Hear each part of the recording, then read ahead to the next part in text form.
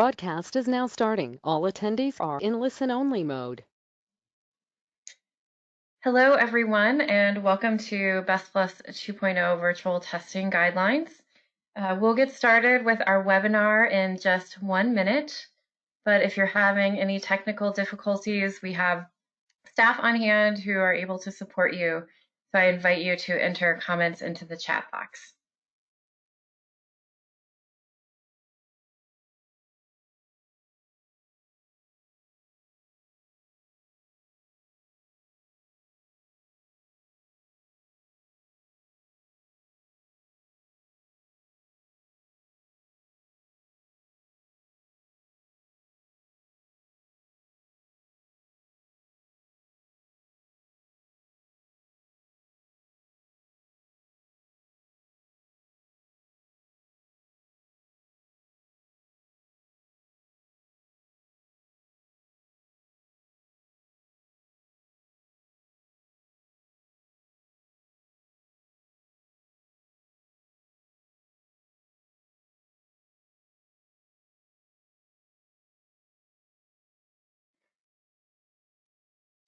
Okay, since it's 2:30, we'll go ahead and get started.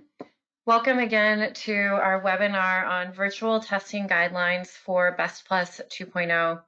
We're so glad that you all could join us. And as we begin, I just would like to set up a little bit of housekeeping. So everyone is on mute, and that was set automatically when you entered the webinar. We ask that you make sure you're set up for computer audio, and please keep your microphones on mute throughout the session today. Any questions or comments that you have can be entered as text into the chat box. That should be under the questions section on your screen. And then our moderators will read those out as they're able. We'll answer as many questions as we can today during the session, but if we're not able to respond or we don't have time, we will follow up with you by email. And we're also planning to post questions and comments on our website so that everyone is able to access those. And along with a video of today's webinar session. So you'll be able to share this with colleagues. And we're going to keep this to half an hour today. So we may not be able to get to all your questions, but we'll do our very best. So as we get started, I want to talk about Best Plus 2.0 and give a little bit of background about the assessment in case you're new to this test. Best Plus 2.0 is a performance-based assessment. It's individually administered and until now has been face-to-face between an interviewer and a student or examinee. But now it is also a virtual session, and we're supporting video conferencing as an administration mode for Best Plus 2.0. And it assesses oral language skills, so listening and speaking. And these are functional oral language skills, interpersonal communication. It's designed for adult English language learners, and it can be used for reporting and monitoring purposes in adult English language education programs. Best Plus 2.0 is currently approved for use in the NRS reporting system for adult programs for English learners. And I did want to note that we have a new form of the test in development, Best Plus 3.0. Our plans for that have been a little bit shifted because of COVID-19, but we will have a release date for that as soon as we are able. But for now, Best Plus 2.0 will be continue in use. And Best Plus is developed by the Center for Applied Linguistics. We celebrated our 60th anniversary recently, and we are committed to our mission of promoting access, equity, and mutual understanding for linguistically and culturally diverse people. We're a private nonprofit located in Washington, D.C., and our work on Best Plus and adult English language education is very much a part of our commitment to this mission. And so we see Best Plus as supporting English learners as well as adult education programs and staff, and are so glad that you have chosen to use our test and see this as promoting positive outcomes for that population of students. For our goals in today's webinar, we want to review the guidance for virtual administration of Best Plus 2.0, released in response to COVID-19. And this is a document that we have provided to some via email. You can contact our user support team and they will provide that for you. And also it is posted as a handout in today's session. And so you are able to download that, pardon me. So if you would like to get in touch with us about that document, we provide our contact information. But the content of that document is very similar to what we'll be going over today. And also we see this as a time to support our test administrators and programs and answer your questions. Okay. And these are the topics that we'll be going over today with audience questions and comments at the end. So I want to start by providing a framework about virtual test administration. This is something that we are supporting and that can be done with both the computer-based and the print-based versions of Best Plus. For the computer-based version, we recommend using 2 devices. For example, one screen to display the video connection with the examinee and a second screen to run the software. We find that that is a nice setup for the computer-based test. However, we've also trialed that with a single device for the test administrator, and that also works as well. So this is just a recommendation for the test administrator.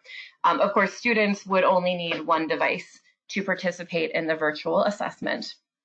And then for the print-based, we recommend that both the student and the test administrator have a video-based connection, but of course the test administrator would have the physical test materials in front of them as they administer the test. And just a note that Best Plus should always be administered by a trained test administrator. And if you have questions about training or need to be trained, you can contact our team and we can help support that. So again, this image shows what the typical Best Plus setup is, which is a face-to-face interview with the test administrator using a computer to run the program for our computer-based test.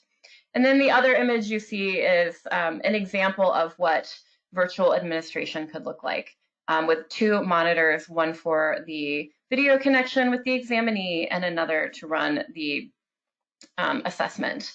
And we believe that the video conferencing format is the most similar conditions to face-to-face. We do not recommend and say that Best Plus should not be administered over the phone. That face-to-face or video-to-video interaction, the ability to see the other person speaking is important to the test format. And so for that reason, it's not recommended for telephonic administration. And also we do have picture-based items, which of course cannot be administered over the phone. And video conferencing also supports identity verification and test security issues. And we'll talk a little bit more about those requirements later on in this presentation. So we're recommending video conferencing for test administration, but haven't recommended any particular platform or said that you need to use any specific program. And so we do provide some considerations, but the choice of platform would be up to your individual program as to what would work best. And some things to consider are what technology do students use and have access to, particularly what programs are used for instruction. We think this will be most likely to be successful and smooth if students are familiar already with the system that you're using for the assessment. And ideally, it would be the same system that is used for instruction. And we know also that students have access to different technology. And so doing a little bit of analysis of what's available to your examinees may be very helpful as you think about virtual testing. Other considerations, are there any download requirements that may pose a challenge or would need to be worked out beforehand to the platform you select? Does it require registration and login that you may want to work out? Are there any time limits to the platform that could affect testing? For example, some free versions of software put a cap after 30 or 40 minutes of meeting, and then the meeting automatically ends. Do the platforms allow for chat functions and screen sharing? Screen sharing in particular is very helpful when you're administering the picture-based items. And so that's a good feature to look for in the platform that you select. And then what are the technical requirements? Internet speed, other things that might cause challenges for your participants. So those are some considerations for your program to select the appropriate platform for you. And then also thinking about how to prepare students effectively for a virtual test situation. Providing clear information and instructions, potentially translated into their native language. Letting them know if they need to download or register any software beforehand. Helping them think about where they'll complete the test so that it's quiet and distraction-free as possible. And letting them know also that any audio or video recording of the session is not allowed. And this is one of the security measures that we're taking, is that we do not allow the sessions to be audio or video recorded either by the student or the test administrator. We strongly recommend and suggest that before you administer the test virtually to any examinees, that you do thorough practice and testing within your program so that things will run smoothly. Ensuring that the technology works as expected, that the test administrators are prepared to effectively administer the test over the computer, and that their technology aspect, glitches, disconnections, those kinds of things are running smoothly. So set aside some time for everyone who will administer the test virtually to practice that format beforehand. Next, I'll talk briefly about identity verification and test security.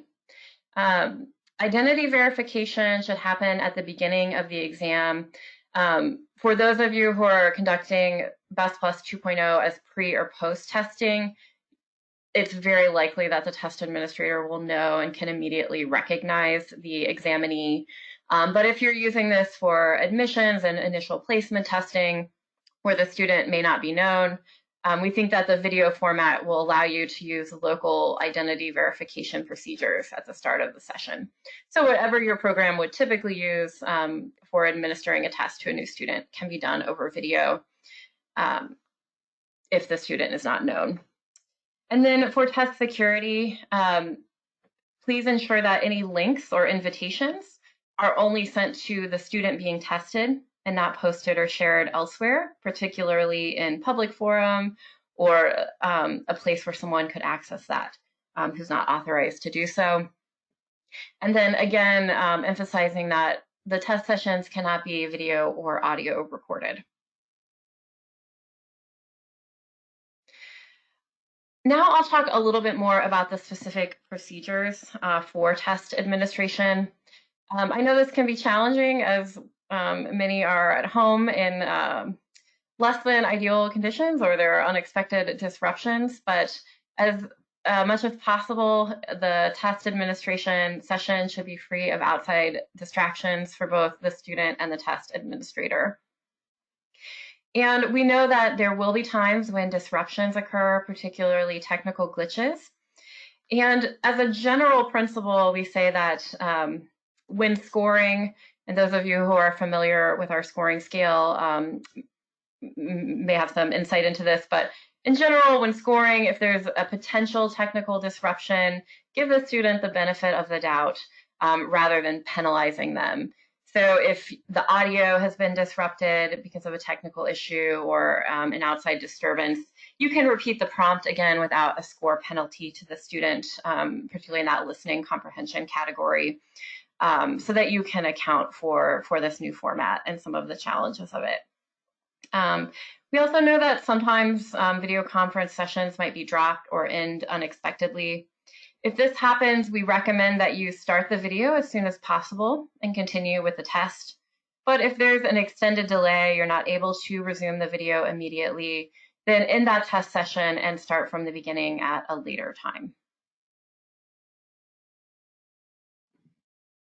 So in this final section, I want to touch on some of the requirements from the U.S. Department of Education Office of Career, Technical, and Adult Education, or OCTAE. They provided a memo with guidance for virtual testing. This was sent to the state directors of adult education. One of my colleagues will pop a link to that memo in our chat feature, and it's also available in the virtual testing guidance document that Cal provided in the download section of this webinar. But they provide some guidance that says states may choose to implement virtual testing with some requirements. So there's the first requirement is that the student can be properly identified. The second is that the test must be approved or determined suitable for use by the NRS, and that it's properly secured, and that a virtual proctor can properly administer the test.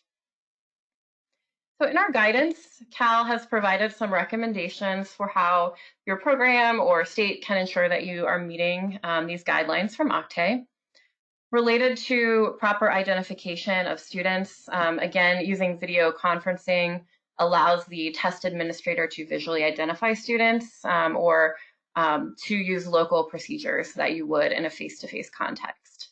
So that's our recommendation there. And then related to test security, again, BestPlus 2.0 is an approved test for NRS reporting. And so to maintain test security, we're recommending a private location away from others.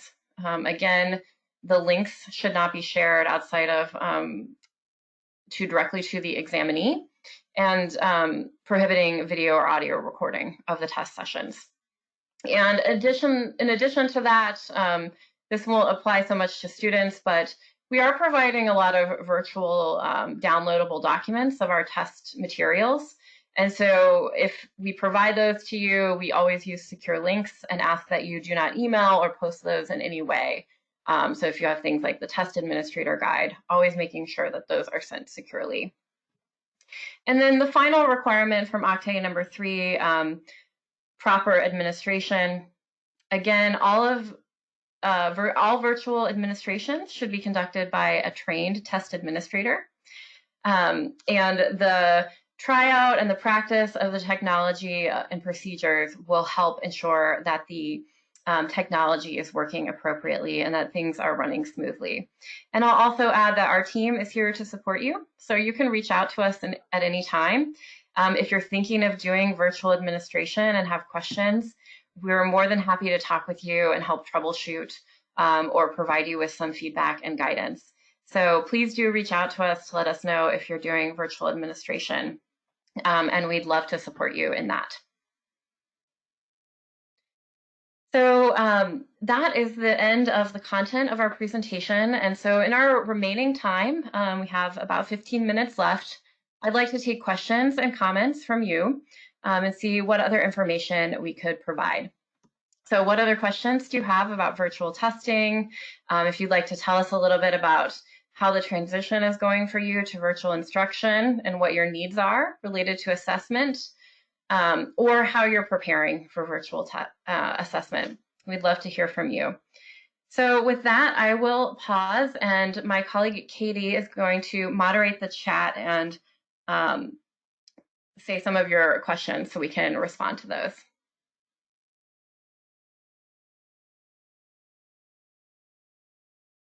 Okay.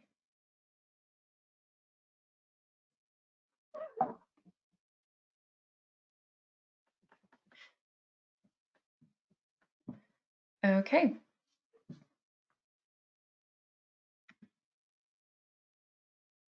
So it may be that we're having just a moment of technical difficulty. Thanks everyone for your patience. I am going to open the chat up, and I will respond to some of these questions so that you're able to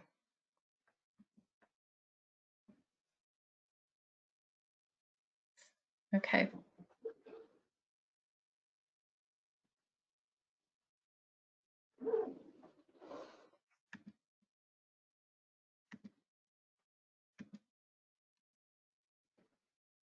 Okay.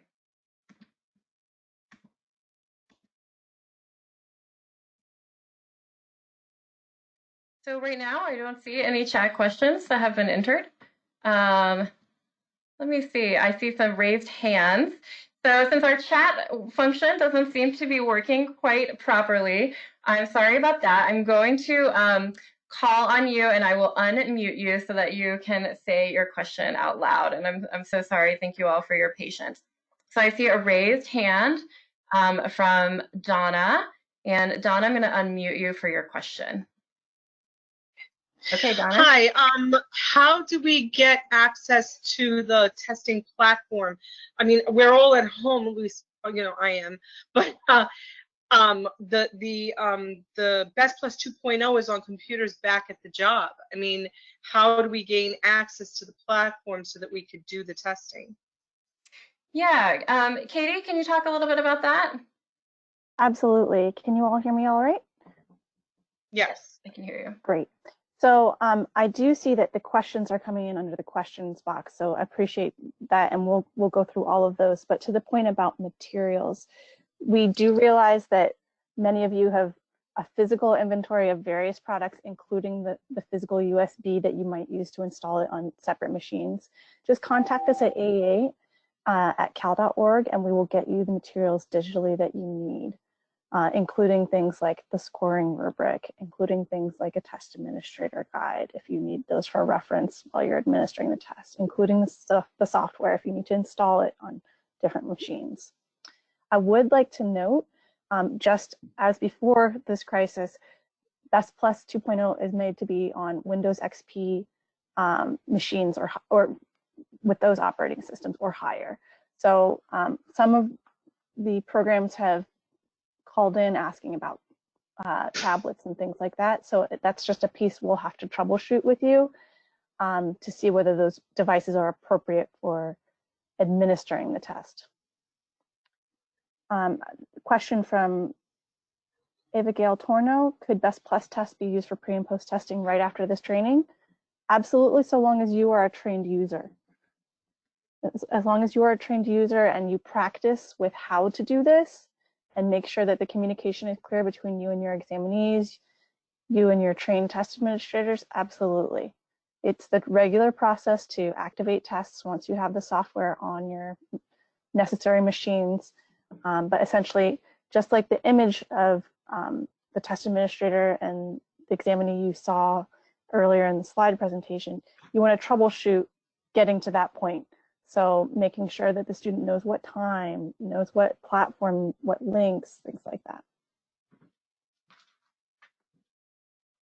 Very excited to see so many familiar faces here. And to document the virtual testing, that's also a question from Abigail. I apologize if I'm mispronouncing a name. Just like with your regular test administrations, they'll automatically be saved locally to the device that you use for test administration. So I'm going to pretend Remy and I, my colleague, are a program. Maybe we're a small literacy organization in some area. Maybe we are working out of our homes. We have separate devices. One thing we'll have to be mindful of is the tests we administer on our separate machines will remain separate unless we deliberately back them up to a separate location. So just think through those pieces as a program as far as how you'll be storing that test information. It will automatically save in the Best Plus software on the machines you use. And I'm just scrolling through the questions here. You will have access to the PowerPoint in the form of video after this webinar. That question comes from Molly. Yes, we'll send you an email after you'll receive an automatic email from the webinar system with a link to our website, AEA. And we will post that within 1 week along with updated questions. So you can view and share that. Pedro Torres asks, I was not able to get refreshed. Will that be an issue for testing moving forward? So Pedro, as before, I would direct you to your state to see what their requirements are for recertification or recalibration. We are going to be hosting a training or a webinar tomorrow to talk through questions about how to do virtual training with trainers tomorrow. I have not heard word from our trainers about a training delivered yet, but we can definitely provide more information about where to get trained once we hear from trainers who are comfortable and have the go-ahead from their states to deliver training. Yes, thank you, Katie. I've posted on the screen the information about virtual training, the webinar tomorrow afternoon at the same time. This is designed mostly for trainers who are planning to do a virtual training. But I'll also mention that Cal is looking at options for providing virtual training opportunities for test administrators directly, including a refresher training, either run as a multi-hour webinar that you could register for or a self-access course. So if that is of interest to you, we'd love to hear from you. You can post that in the chat or just email us to let us know what kind of virtual training options would be helpful, because we are looking at expanding those. Because of course, right now, all of our training is done in face-to-face workshop format.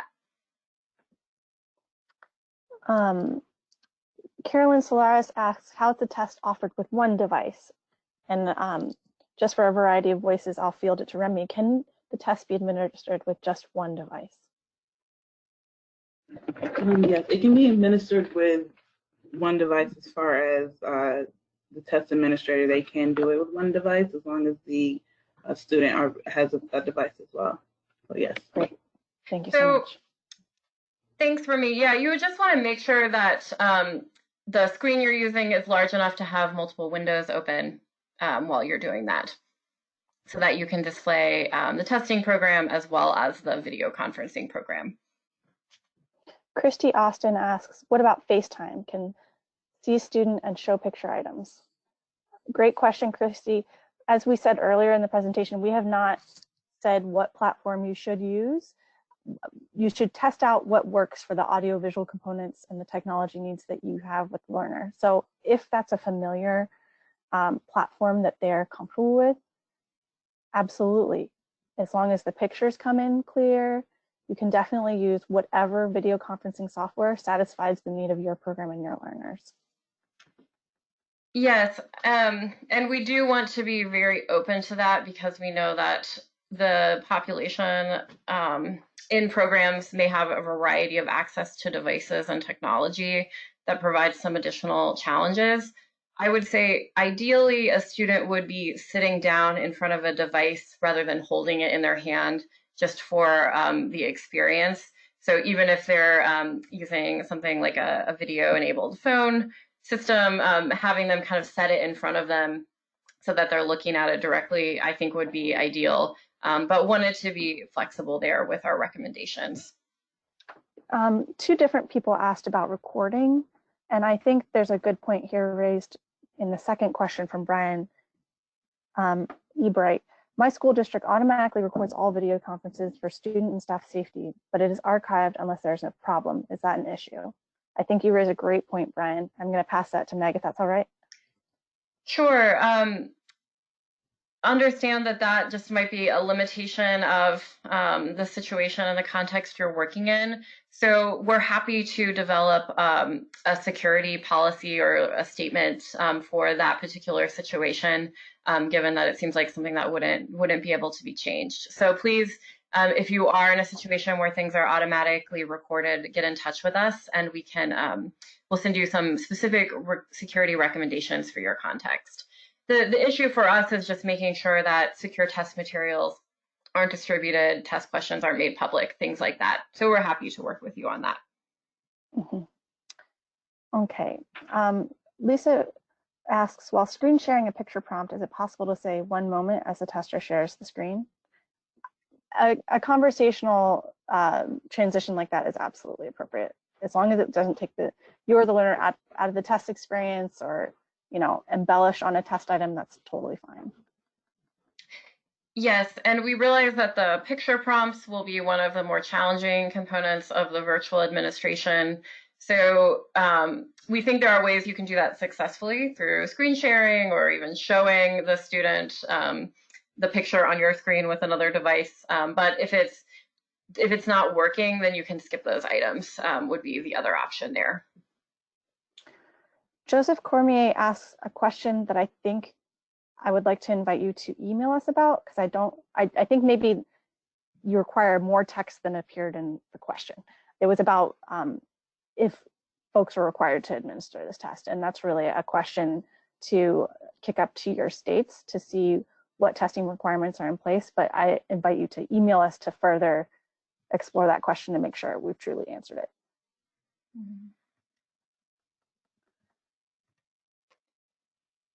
Well, it is 3 o'clock, and I'm sure there are many other questions. We're happy to stick around and talk a little bit, but I do want to say thank you, and to say that our team, when the pandemic hit and programs began moving to virtual instruction, we wanted to move very quickly to provide options for virtual testing. And we've done work trying those out and documenting best practices and recommendations. But we know that like you, everyone is figuring things out and adapting as quickly as we can. So if there's information that we haven't provided for you or special considerations for your particular program, I hope one takeaway for you from today's webinar is that we're here for you and that we'd love to hear from you. So you can reach out by email. Our phone number is still up and running, and we monitor our phones from 10 to 5 Monday through Friday. So we're happy to work out more program-specific solutions that would work for you so that you can continue to support students and provide services. So with that, I will say thank you all so much for coming, and we'll be following up with any questions that we weren't able to provide answers to in this brief session today.